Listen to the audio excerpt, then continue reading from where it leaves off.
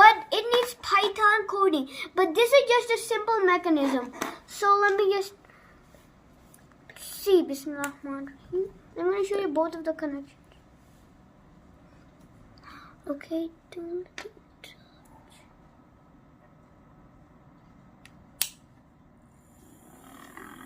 And it works. So, do you forget the breadboard? It's working. Don't dare touch.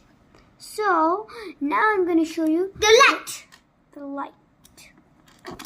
The light is one of my favorites. Yeah, because it glows so short. And also don't forget our YouTube channel. So now, don't let them touch. And see? I can see, guys. Look at the tiny flash.